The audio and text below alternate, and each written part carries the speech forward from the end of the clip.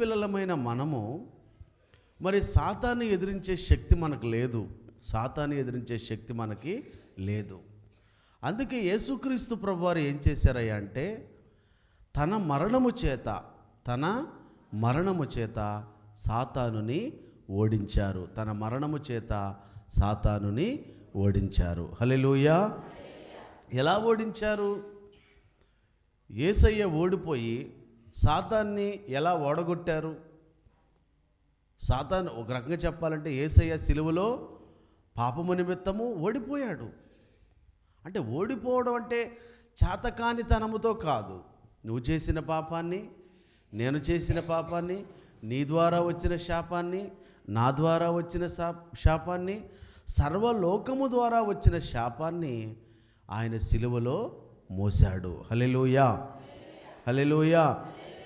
ఎప్పుడైతే పాపపు మోపు ఏంటండి, ఈ పాపపు మోపును ఆయన సిలువ మీద వేసుకొని మోస్తూ ఉన్నాడు.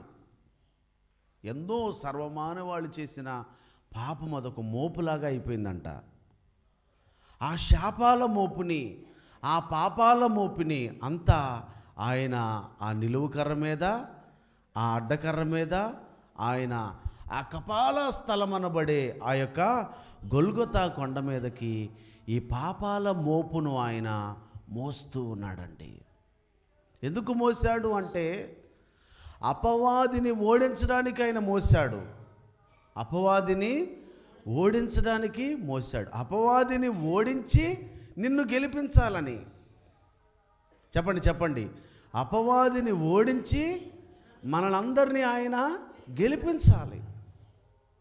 అందుకే చూడండి, ఇప్పుడు మనం కాస్త దైవభక్తి కలిగి, విశ్వాసము కలిగి, ప్రార్థన కలిగి, ఉపవాసం ఉండి ఓ సాతానా వెళ్ళిపో అనగానే ఒకరిలో పట్టిన దురాత్మ బయటికి వెళ్ళిపోతాడు. ఆ శక్తి ఎలా వచ్చింది? ఆయన శిలువ యాగము ద్వారా మనకు లభించింది. అంతకు మునుపు సాతాన్ని జయించే శక్తి మనకి లేదు.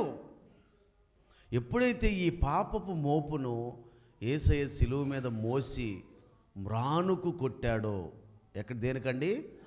ఏ మ్రానుకి? ఈ పాపములన్నీ పౌలు వివరిస్తాడు.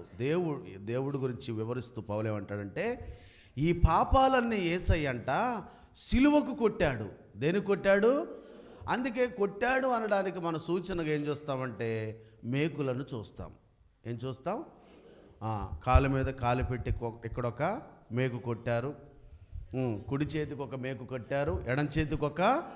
అంటే ఈ పాపములన్నీ